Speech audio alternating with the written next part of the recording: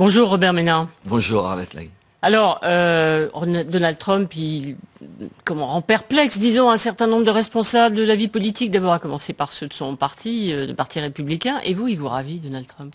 Il me ravit surtout, je le trouve plutôt sympathique, quelqu'un qui dit leurs 4 vérités à un certain nombre de gens. Attendez, moi, je pense que ce qu'il dit sur la classe politique américaine, on pourrait l'appliquer ici à la classe politique française. Ce qu'il dit sur l'immigration, je pense qu'on peut aussi ici s'en inspirer, ou je pense à peu près la même chose sur le patriotisme, sur l'attachement à son pays, sur la défense de l'identité. Enfin, il y a plein de sujets où, à sa façon, moi je ne partage pas forcément ces mots, je trouve qu'il secoue les choses. Et je trouve qu'aujourd'hui, on a besoin de ça, manifestement aux États-Unis, et je pense manifestement aussi en France. Alors, deux choses. D'abord, est-ce que être anti-système, c'est un programme politique aujourd'hui? C'est pas un programme, c'est une nécessité. C'est pas une condition suffisante, c'est une condition nécessaire.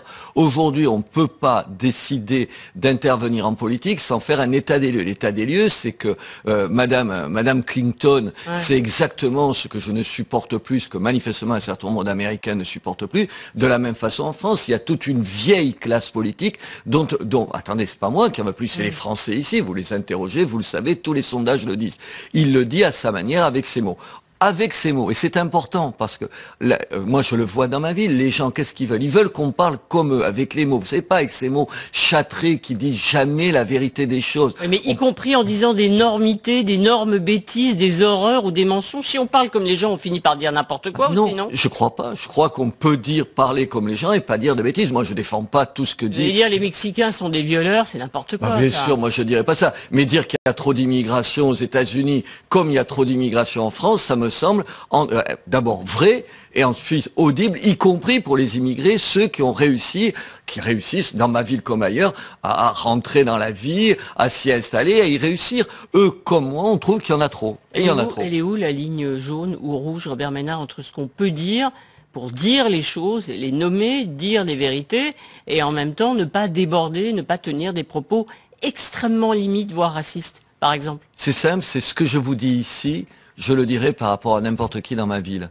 Vous savez, il est facile, c'est ça la démagogie. La démagogie, c'est quand vous dites comme ça à la télévision un certain nombre de choses que vous n'oseriez pas répéter par rapport à des gens. Moi, dans ma ville, quand je vous dis ici qu'il y a trop d'immigration, je le dis devant le responsable de la mosquée, l'imam de ma ville, exactement de la même façon, à table quand je suis avec lui, et il n'y a pas de problème. C'est ça la différence entre la démagogie et, je dirais, une espèce d'honnêteté. Ouais, mais par exemple, on se souvient du passage que vous aviez dit à un certain nombre d'immigrés, réfugiés, vous n'êtes pas les bienvenus.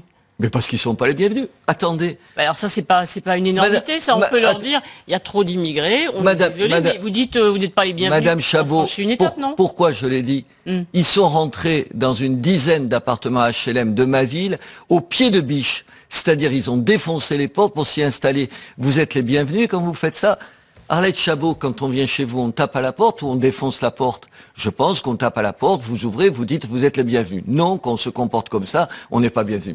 Au-delà d'eux, vous savez, c'est des filières entières qui sont mises en place et qui les exploitent, eux, en l'occurrence. Je parle de ces pseudo-réfugiés. Il y a des leçons à tirer pour le Front National. Vous n'êtes pas membre du Front National ni du Rassemblement Bleu Marine. Vous êtes compagnon de route, on va dire, comme on disait autrefois, pour un autre parti.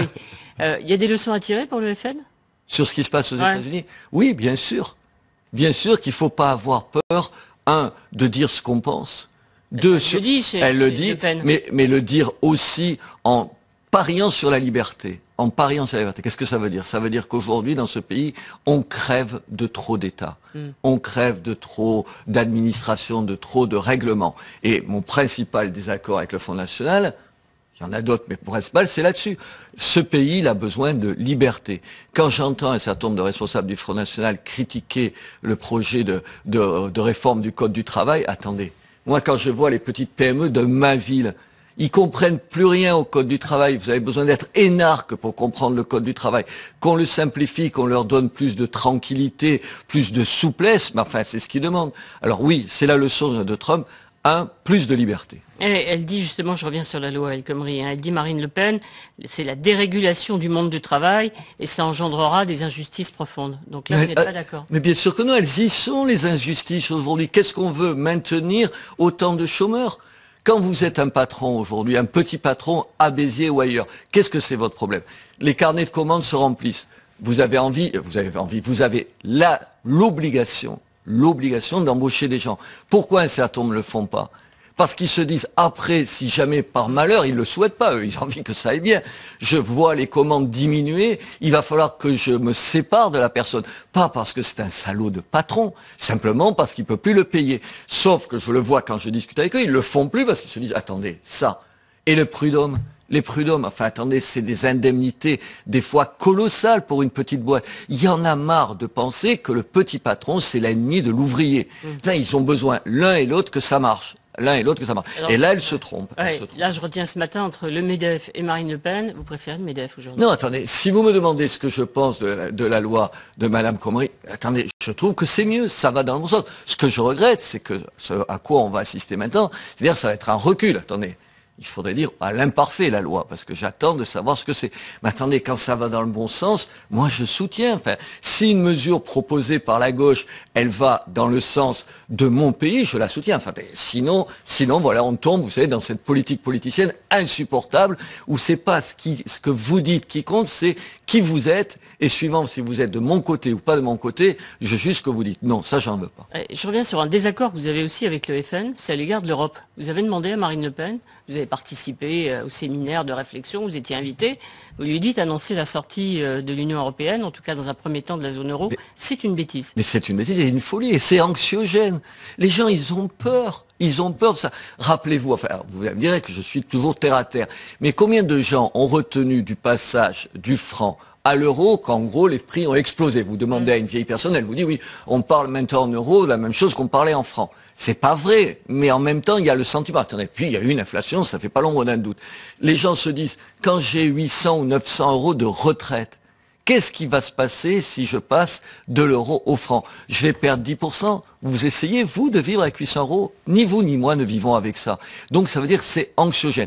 Qu'on se pose la question de trop grande bureaucratie, on en parlait tout à l'heure, la bureaucratie bruxelloise, bien sûr, qu'on dise que peut-être qu'il faudrait que Bruxelles ne se mêle pas de tout, bien entendu. Faut jouer Cameron, quoi. Faut être Cameron. Attendez, pas Marine Le Pen. On fait la même chose que lui.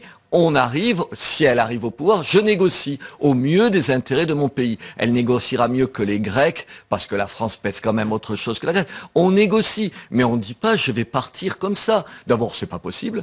Et ensuite, est-ce que c'est la priorité? Vous parliez du code du travail.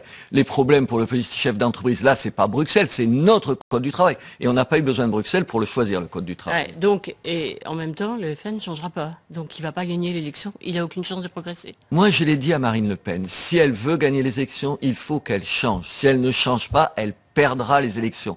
Il faut s'ouvrir à d'autres. Il faut s'ouvrir à d'autres, ça veut dire qu'il faut concevoir un programme acceptable par d'autres. Aujourd'hui, le programme du Front National, il rebute toute une partie de la droite. Or, pardon de vous dire, c'est plus à droite qu'à gauche que le Front National peut trouver des voix. Moi, dans ma ville, j'ai dans mon conseil municipal des gens des Républicains, du Front National, de chez De Villiers, de chez Dupont-Aignan, et ils travaillent ensemble. C'est ce que j'espère que le Front National fera. Mais en même temps, je ne suis pas au Front National, je peux juste donner des conseils. Mais des conseils de quelqu'un qui n'est pas dans un parti. Ouais. Est-ce que le problème du Front National, d'ailleurs c'est aussi le problème qu'aura Trump, c'est que, gros score, sans doute, il gagne les primaires aux États-Unis, Marine Le Pen fait 30 voire 40% aux élections, et au deuxième tour, il va y avoir 60% en France qui se mobilisent contre le FN quand il y aura une majorité d'Américains qui ira contre Trump. C'est ça le problème aussi. Exactement, c'est exactement. Enfin, on peut pas, quand on est le Front National, se satisfaire de ce qui s'est passé aux dernières régionales. Attendez, les élections, c'est fait pour être gagné, c'est pas fait pour faire un bon score. Tout le monde s'en fout du bon score. Ce que vous voulez, en général, c'est être au pouvoir et gagner. Aujourd'hui, si le Front National continue comme ça, il ne gagnera pas parce qu'il fait peur à encore une majorité de Français. Et il fait peur parce que sur un certain nombre de ses positions, en particulier sur le terrain économique, il me semble qu'il est à côté de la plaque. Il faudrait mieux parler de l'immigration où là, ça touche les Français que sur encore plus de réglementation. Honnêtement, il y en a marre. Vous disiez tout à l'heure, j'approuve quand le gouvernement fait quelque chose de bien. On évacue Calais. Vous dites bravo Bernard Cazeneuve, ben voilà, c'est régler le problème. Attendez, il faut le faire avec donc fermeté. Vous approuvez ce que fait le gouvernement de vider Calais. Quand on vide Calais, c'est une bonne chose. Si on vide Calais pour m'imposer à moi, dans ma ville, un certain nombre de ces gens-là, je ne suis plus d'accord. Je vous le dis tout de suite. Alors vous refuserez si par exemple on met, c'est des petits paquets, hein, il y a 28, 30, 40 qui vont être répartis en France, il y a 102 lieux de rassemblement. Arlette Chabot, je parle de ma ville que je connais. Dans ma ville, 2/3 des enfants des écoles publiques, 2/3 sont d'origine immigrée. Vous croyez sérieusement, Arlette Chabot, que vous intégrez des gens, je ne parle même pas de les assimiler quand ils sont aussi nombreux, évidemment pas. Moi, j'ai pas de problème avec l'immigration, j'ai problème quand il y a trop d'immigrés. Et je n'en veux plus. C'est tout, je n'en veux plus. Mon pays en a assez et ma ville en a assez. Je n'ai rien contre les immigrés et je les aide aujourd'hui à prendre toute leur place. Ils sont biterrois comme les autres. Mais attendez, ça suffit. Et qu'est-ce qu'on en fait alors de ceux de Calais? On les répartit pas en France? On en fait quoi en attendant que la loi statue sur leur demande de réfugiés? D'abord, on fait qu'on statue plus rapidement. On fait qu'on n'accepte pas l'AME où on donne en termes de santé un certain nombre d'aide médicale d'État qui fait que un certain nombre de gens en situation irrégulière, mais il faut le dire aux Français, en situation irrégulière, ne paient pas des remboursements de santé quand vous, moi, les paierons. C'est ça la réalité. On arrête avec l'immigration. On dit ça suffit. Mais il faut juste oser le dire. Oser dire 80% des Français. Aussi, il faut bloquer les milliers qui arrivent, qui sont aux frontières, en Grèce, en Italie, en Macédoine. Attendez, quand on le dit pas, on crée un vide qui aspire les gens. Si on disait ça suffit, mais il faut le dire, il faut dire que Madame Merkel dit n'importe quoi, d'ailleurs les Allemands vont se charger de le lui dire, et il faut dire ici qu'on ne veut plus de cette situation. Et je pense que c'est pas contre les gens, c'est pour aider tous les gens qui sont déjà ici, et vous le disiez, il y en a beaucoup, à les intégrer. Moi, ce que je veux, c'est qu'un gosse qui est d'origine immigrée dans ma ville ait autant de chances qu'un gosse qui est comme ma fille. De la même façon.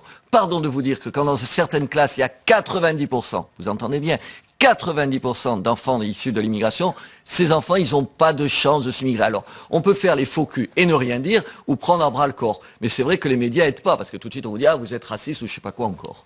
Merci Robert Ménard, on va s'arrêter sur les médias. Merci.